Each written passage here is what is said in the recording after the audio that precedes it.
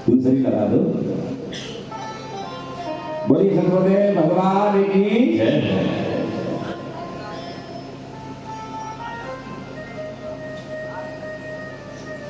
आज रचयिता श्री वाल्मीकि जी को बार बार वंदन, बाबा तुलसी को बार बार वंदन, और भी सबसे पहले रामायण की रचना गोस्वामी जी तुलसीदास ने की। सत करोड़ रामायण भाकी, सो उमा गुप्त करे राखी। क्योंकि ये कलिकाल है, जीव जीव को खा रहा है, भाई भाई को नहीं बख्शता, अर्थ युग हो गया है। मैं जीव के अंदर समाई हुई है, कथाएं खूब होती हैं, लेकिन हमारी कथाओं में रुचि नहीं है। आप तो बहुत अच्छे रचकार है, रुचि न होती तो इतनी दूर से चल के ही क्यों आए हैं। तो एक बात का हम विशेष ध्यान रखेंगे, आप चिंता न करें। मेरे गुरुदेव की जैसी कृपा होगी हनुमान जी की। कथिया हम नहीं है, हम पढ़े लिखे भी नहीं है, कथा सुनाने वाले वही है। और मुझे आशा है कि आपकी रुचिकर कथा सुनाएंगे वो। आज पहला दिन है, हम सभी की वंदना करते हैं, सभी को नमस्कार करते हैं। ज्ञान होता है तो जीवन को एक क्षण में हो जाता है। जीवन भर कथा सुने, जीवन माला जपे, लेकिन ऐसा मत कहना कि गुरुदेव आपने मना कर दिया है। लेकिन अभ्यास करेंगे, आज नहीं काल हमारा हृदय परिवर्तन होगा। जन्म जन्म मुनि जतन कराई, अंतराम कहियावत नाई। इसीलिए हमको अभ्यास करना होगा। एक बात पूछूं, इसमें नित्य प्रत भगवान की आराधना सुबह उठकर करने वाले जो नित्य पूजा करते हैं संध्या सवेरे, थोड़ा हाथ उठाएंगे, संकोच न करना। बहुत सुंदर, वाह वाह वाह, बहुत अच्छा। हरे का भजन, पेट का धंधा, और जाय नहीं करे सुबूरे का अंधा। मानव जन्म बड़ी मुश्किल से मिलता है। को न काऊ दुख सुख करे दाता, निज कृति कर्म भोग विश्व में रहता। एक भ्रांति है हमारे जीवन में कि पति करेगा तो आधा हमें स्वतः मिल जाएगा। ऐसा सोचते हैं क्या? थोड़ा दूरी बहुत हो गई है, लेकिन इशारे में ही बता दे। हम सोचते हैं कि अगर पति मेरा धर्म करेगा, दान करेगा, पुण्य करेगा, भजन करेगा, तो उसका आधा हमें सुखा मिल जाएगा। मैं व्यास जी से कहता हूं, इस भूल में मत रहना। ये लौकिक बातों को भूल जाना।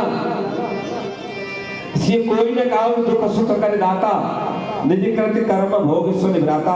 अपने अपने कर्म का फल सब भोगते हैं। पति भोजन करेगा, पत्नी के पेट में नहीं आएगा, खुद को खाना पड़ेगा। इसलिए कर्म किसी का पीछा नहीं छोड़ता। आगे कथा आएगी, प्रभु का वनवास होगा, जन्म होगा, राक्षसों का अंत होगा। भगवान की कथा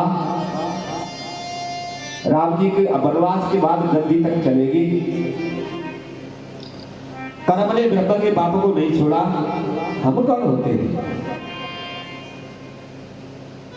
अरे ब्रह्म आया, पूर्ण ब्रह्म धरती पर, उसके पिताजी को भी कर्म का फल भोगना पड़ा। इसलिए कर्म सोच समझ के करो। एक प्रश्न आता है, गुरुदेव जाने के तो नहीं करते, लेकिन अनजाने में हो जाता है। अग्नि पे पैर जाने के रखो तब भी जलोगे, अनजाने के रखोगे तब भी जलोगे। विष जाने के खाना तब भी मारेगा, अनजाने के खाओगे तब भी मारेगा। चाहे जाने में हो चाहे अनजाने में हो, कर्म का फल तो भोगना ही पड़ेगा। विशेष जिम्मेदारी है, क्योंकि गृहस्थ आश्रम जेठाश्रम है। सभी तुमसे लगे हैं, लेकिन जेठ आश्रम तब है तब उस आश्रम का निर्वाह करें, उसके पालन करें नियमों का, तब गृहस्थी आश्रम बड़ा। और हम अपने नियमों का पालन करें तो गृहस्थी आश्रम बड़ा। हम नियम में बंधे हैं। भगवान ने वंदना की,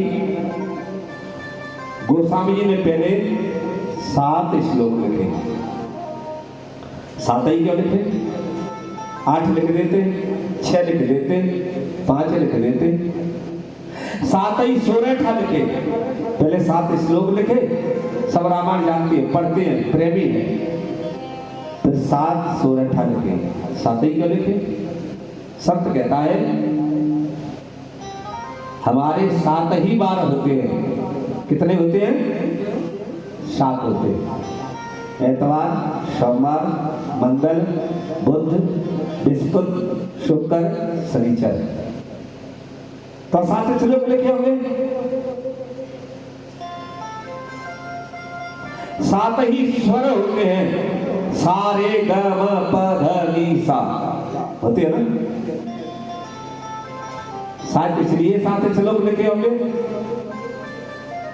संत कहता है शरीर के अंदर भी 7 चक्र होते हैं।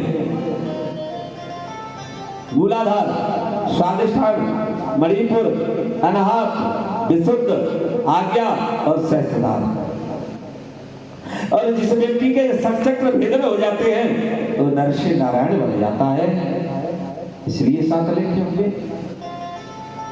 7 का बड़ा महत्व है। गणेश जी की वंदना की,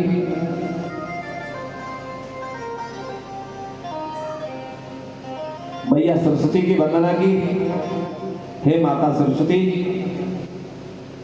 मुझे बोलने की क्षमता दे। गणेश भगवान बुद्धि दे। गुरु की वंदना की, सीता मैया की वंदना की, राम जी की वंदना की। फिर गुरु की वंदना में तो मन लगा के की। श्री गुरु, श्री गुरु चरण सरोज रज सुधा।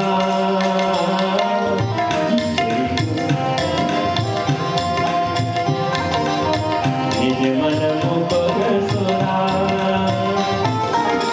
वरणो रघुवर विमल जस जो नायक भल श्री राम जो नायक।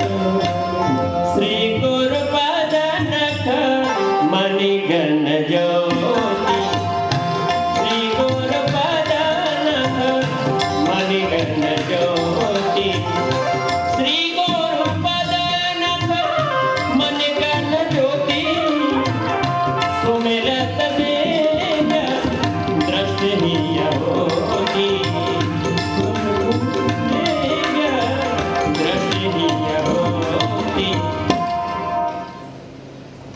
श्री गुरु चरण सरोज रज। कितनी बढ़िया पंक्ति है। निज मन मुकर सुधार। हम हनुमान चालीसा का पाठ करते हैं। ये वंदना हम रोज करते हैं। मुकर माने क्या है? जो जानता हो हाथ उठा दे। रोज गाती है ना। श्री गुरु चरण सरोज रज निज मन मुकर। मुकर माने क्या है? मुकर माने दर्पण है। निज माने अपना मन। हम पहले मन रूपी दर्पण को साफ करें। अच्छा एक बात बता दो, ये माई बैठी है, आप भी हैं। जब आप अपना चेहरा देखते हैं, श्रृंगार करते हैं, तो आगे क्या दर्पण रखते हैं कि नहीं रखते हैं? रखते हैं ना। अच्छा दर्पण पर धूल लगी हो तो क्या चेहरा दिखाई देगा? हैं? नहीं दिखाई देगा। अगर गोबर लगाए तो दिखाई देगा? नहीं दिखाई देगा। अच्छा, शीशा का धूल भी साफ कर दे, गंदगी भी साफ कर दे, फिर शीशा हल रहा हो तो क्या प्रतिबिंब स्पष्ट दिखाई देगा? नहीं देगा। या संकेत करते हैं गोस्वामी जी, श्री गुरु चरण सरोज रज। हम पहले अपने गुरुदेव की चरण की रज लें, फिर मनरूपी दर्पण को साफ करें, फिर साधना के माध्यम से इसको स्थिर करें। हमारा मन चंचल न हो। मन चंचल होगा, स्थिर नहीं होगा तो फिर चेहरा स्पष्ट दिखाई नहीं देगा। ऐसे दर्पण में चेहरा स्पष्ट दिखाई नहीं देगा, ऐसे ही परमात्मा से हमारी लगन नहीं लगेगी। या दो संकेत किया, हृदय को साफ करो, फिर नेत्रों को, नेत्र भी हमारे शुद्ध होना चाहिए। अगर नेत्रों में गड़बड़ है, शीशा भी है हमारे सामने और अगर मोतियाबिंद है तो दिखाई नहीं देगा। अगर दृष्टि में दोष है तो दिखाई नहीं देगा। इसलिए मेरे बाबा ने संकेत किया, श्री गुरु पद नख मन गण ज्योति, सुमेरत दिव्य दृष्टि की होती। एक बात का ध्यान करना, कथा बहुत भगवान की कृपा होगी। आज वंदना है। कभी भी गुरुदेव के चरणों का पूजन करना मस्तक का नहीं, कि भी संत का और विशेषकर गुरु का तो कभी भी मस्तक में चंदन मत लगाना। ये बहुत बड़ा अपराध है, अहंकारी पूजा है। इसीलिए हम रोज वंदना करते हैं, ध्यान मूलम गुरु मूर्ति। अगर ध्यान का मूल है तो गुरु की मूर्ति का ध्यान करिए, हृदय में बसाने का प्रयास करिए। ध्यान मूलम गुरु मूर्ति, पूजा मूलम गुरु पदा। पूजा का मूल क्या है? गुरु का चरण। मंत्र मूलम गुरु वाक्या, गुरु का एक एक वाक्य मंत्र है। मोक्ष मूलम गुरु कृपा, मोक्ष का मूल अर्थ ही गुरु कृपा है। अगर न होता तो मेरे गोस्वामी जी वंदना में नहीं लिखते, जय जय जय हनुमान गोसाई, कृपा करिए गुरुदेव की नहीं। न राम की नहीं लिखा, न कृष्ण की नहीं लिखा। वंदना की, गुरुदेव के चरणों की रज को लिया, आंखों में अंजन किया, दुष्टों की वंदना की, विप्रों की वंदना की, खलों की वंदना की। चौपाई गाएंगे, बहुत समय लगेगा। भगवान ने कोई भी नहीं छोड़ा, मेरे गोस्वामी जी ने सबकी वंदना की। संतों की वंदना की, क्योंकि संत मद मंगल में संत समाजु, जो जग जन्म तीर्थ राजू। जहाँ संतों का समाज होता है वहाँ तीर्थराज प्रयाग होता है। तीर्थराज प्रयाग, जहाँ संत वहाँ प्रयाग। राम भगत जहाँ सरसर धारा, जहाँ प्रभु की भक्ति है वहाँ गंगा जी है। सरसय ब्रह्म प्रचार प्रचारा। इसलिए आपको भक्ति भी मिलेगी और कथा गंगा है, कथा गंगा है। गंगा में तुम तीर्थ में जाओगे तब मिलेगा फल, और कथा तुम्हारे दरवाजे पे खुद चल के आती है। इसलिए राम कथा गंगा है, संत दर्श तीर्थ है। और संत के संग के बिना हमारा विवेक जागृत नहीं होता, और जब तक विवेक जागृत नहीं होगा तब तक हमारी बुद्धि ठीक नहीं होगी, और बुद्धि ठीक नहीं होगी तब तक हमारा भक्ति में मन नहीं लगेगा। हमारा मन तो संसार में फंसा हुआ है, हमारा मन विषयों में फंसा हुआ है, हमारा मन आसक्त है माया में। हम अपने शरीर को देखते हैं, संत आसक्त नहीं होता और उधर प्रताड़ना करके रोकने का प्रयास भी करता है। इसीलिए गोस्वामी जी की बड़ी विचित्र लीला है। गुरु तो कोई भी बन सकता है। अरे वाल्मीकि कहीं स्कूल नहीं गया था, इसने संस्कृत में रामायण को लिखा। पहला श्लोक इनकी वाणी से निकला। ये तो लूटता था, मारता था, कितनी हत्याएं की होगी, इसका कोई पारावार नहीं। उसका सिद्धांत ये था कि पहले मारना फिर लूटना। अभी मैं कह रहा था ना अपने कर्म का फल खुद को भोगना पड़ेगा। वाल्मीकि लूट रहा था, थोड़ा जीवन परिचय दे दे दोनों का, फिर कथा आगे बढ़ाएंगे। क्योंकि एक महापुरुषों का जीवन चरित्र हमको बहुत कुछ सिखाता है। एक दिन घर से निकला, इसको कोई भी व्यक्ति न मिला कि इसको लूट सके। 3 दिन हो गए, बच्चे घर पर भूखे हैं, चोरी का ही व्यवसाय था। एक दिन घर से निकला अपने साथियों के साथ, रास्ते में नारद जी मिल गए। देखा बढ़िया चमकने कपड़े पहना है, बीड़ा हाथ में है, संकीर्तन प्रभु का चल रहा था। बोले अच्छे कपड़े पहना है, चमकदार बाबा है, लग रहा है ये तो कोई सेठ साहूकार होगा। और नारद जी ने को जाकर के आगे से रोक लिया। बोला तुम कौन हो? बोले भैया हम बाबा हैं, प्रभु का भजन करते हैं। बोले तो बाबा बाबा कोई नहीं, माल क्या है बताओ। अरे धन दिखाओ, तुम्हारे थैले में पैसा होंगे, जेवर होंगे। बोले भैया हमारे पास न धन है न संपत्ति है, हमारे पास तो राम नाम रूपी धन है।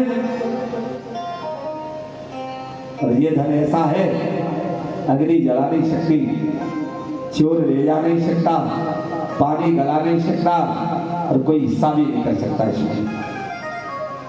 उठाया डंडा, दिखाया नारद जी को। नारद जी ने कहा ये तो दुष्ट है, मारेगा। ज्ञान की बातें सुनाई, समझाया।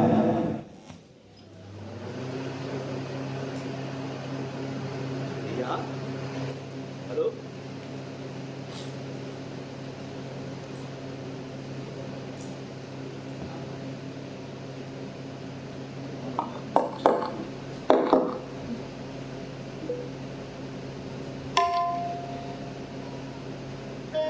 हमारे पास कोई माल नहीं, हम संत हैं। नहीं मानते तो देख लो। बोले नहीं, पहले मैं मारता हूं तब लूटता हूं, मेरा सिद्धांत है। बोले नहीं प्रभु ऐसा न करो। शब्द की वाणी का प्रभाव पड़ा।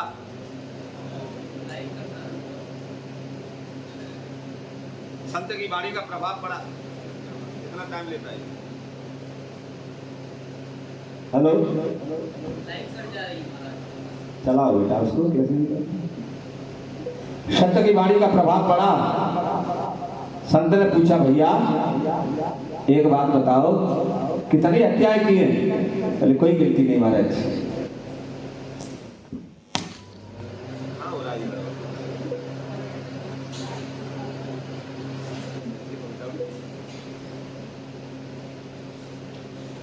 बोली सदगुरुदेव भगवान की।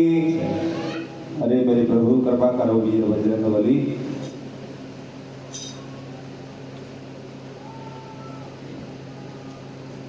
बोले पत्नी है, बच्चे हैं छोटे छोटे, माताजी है, पिताजी है। बोले पूछ के आओ, जो पाप करके तुम धन कमा के ले जाते हो क्या हिस्सेदार है? अरे तो इतना पाप कर रहा है, नरक में भी स्थान नहीं मिलेगा। कुछ बुद्धि आई। बोले तो मुझे बेवकूफ बना करके भागना चाहते हैं? मैं तुम्हारी बातों में आने वाला नहीं हूं। बोले भैया हम कहीं नहीं जाएंगे, वचन देते। संत जो कहते हैं करते हैं। ईश्वर की मर्जी हो जाए, कुछ गड़बड़ हो जाए अलग बात है, लेकिन हम भागने वाले नहीं है। अगर तुझे विश्वास नहीं है तो तेरे पास रस्सी है? बोले हाँ।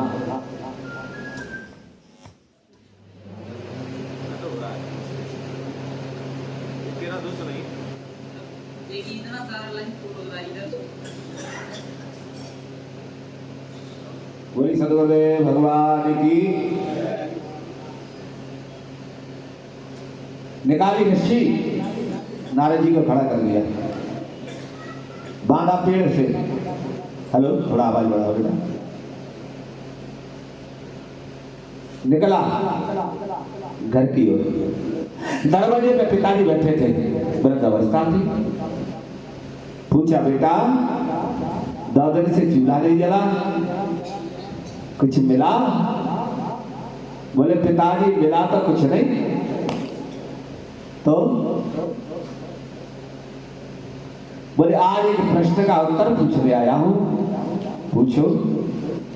मैं रोज हत्या करके जो धन लूट के लाता हूं, पाप है? बोले हाँ। तो एक बात बता दो, जो मैं पाप कर्म करता हूं, क्या तुम इसके हिस्सेदार बनोगे? ध्यान से सुनना मेरी माता, बहन, भाई, बंधुओं। बोले बेटा सुन लो,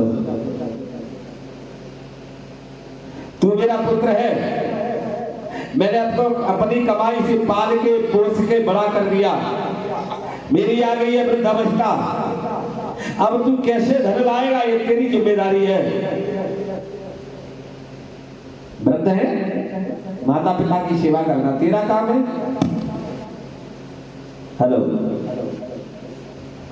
तू पाप करके लाता है कि धर्म करके लाता है, इसीलिए अब तेरे पाप में भागी नहीं है।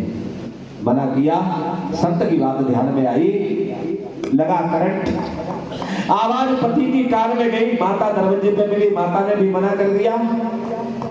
तब तक पत्नी दौड़ के आई भीतर से, स्वामी कुछ मिला? बोले देवी मिला तो कुछ नहीं, अब बहुत कुछ मिल गया। आज एक प्रश्न का उत्तर पूछने आया हूं, जब वो मैं पाप करके धन लाता हूं, हत्याएं करता हूं, लूटता हूं, उसका पाप लगता है? हाँ, सो तो है स्वामी। एक बात बता दो, क्या उस पाप में भागीदारी बनोगी? बोले स्वामी सुन लो, तुम मेरी शादी करके लाए हो, तुम्हारी सेवा करना मेरा काम, भोजन बनाना मेरा काम, तुम्हारे बच्चों को पालना मेरा काम। तुम कैसे धन लाते हो कमा के, पाप से लाते हो या पुण्य से लाते हो, इसमें मैं हिस्सेदार नहीं हूं। और करने लगा, पत्नी, बच्चे, माता, पिता सबने मना कर दिया। लौट के पहुंचा, कहां पहुंचा? नारद जी के पास।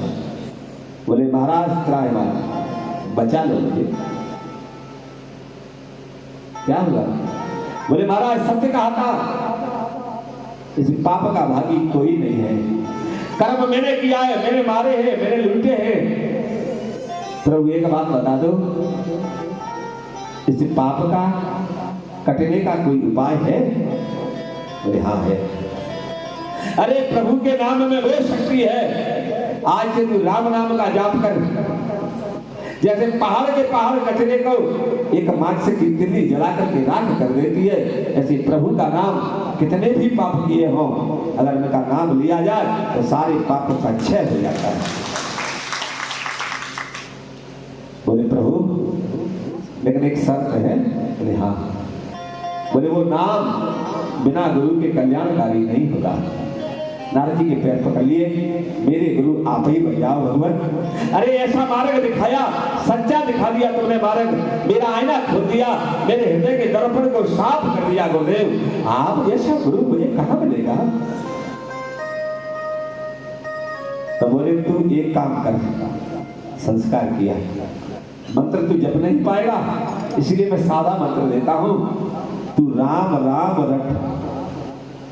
बोले प्रभु मुझसे नहीं आएगा, मैंने तो केवल मारा है, तो मैं मरा मरा तो कह सकता हूं, लेकिन राम नाम नहीं कह सकता।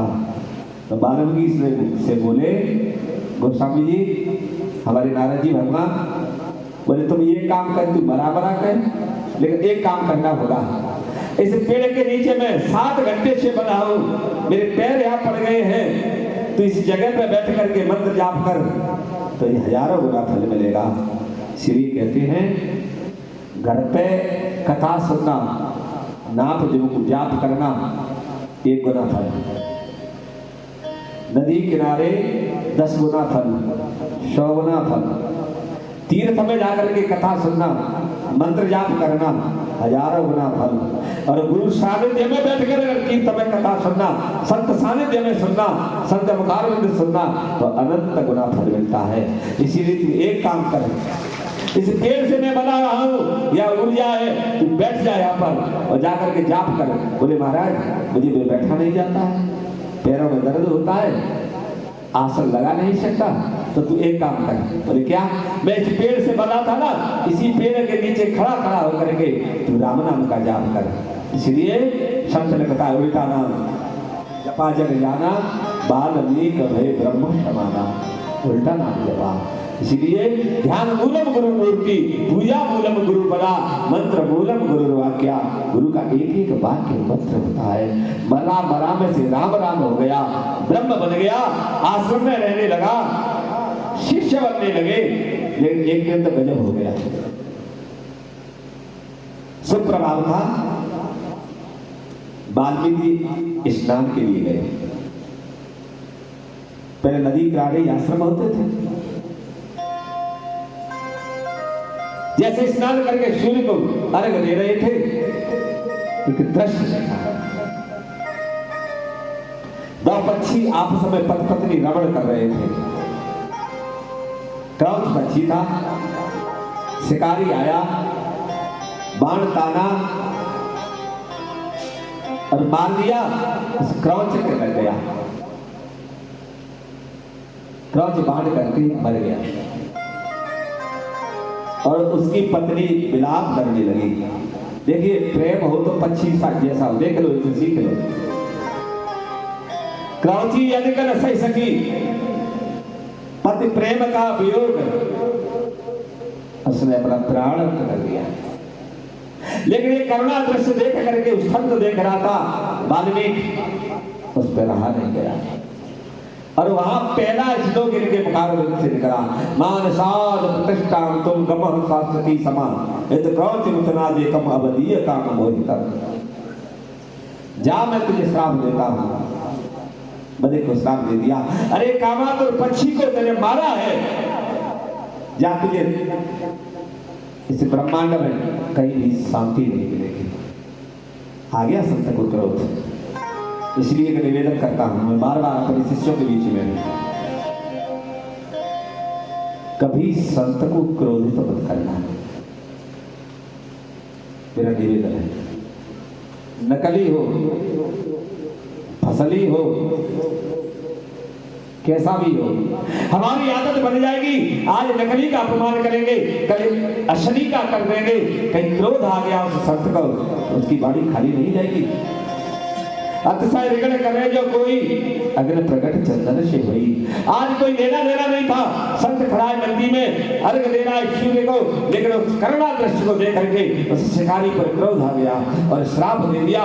लेकिन श्राप तो दे दिया, तो क्रोध शांत हुआ, पश्चाताप हुआ। सोच रहा है संत, अरे पक्षी अपने कर्म का फल होगा और वो निषाद अपने कर्म का फल भोगता। अरे शिकारी ने बोल किया, मैंने कारण ही इसको श्राप दे दी। आश्रम आए उन्होंने, इनके शिष्य से भरद्वाज, शिष्य ने अपने गुरु की दशा को देखा। गुरुदेव, मुझे कुछ ठीक नहीं लग रहा है। हाँ भरद्वाज, आज मुझसे अपराध हो गया। आज मैंने अकारण एक व्याध को, एक शिकारी को श्राप दे दी। कामातुर पक्षी को आकर के उसने बाण मारा। पहले वो पक्षी मरा, फिर उसकी पत्नी बन गई वियोग में। मैं उस वियोग को सहन नहीं कर सका, आवेश में आकर के श्राप दे दिया। अब मुझे पश्चाताप है।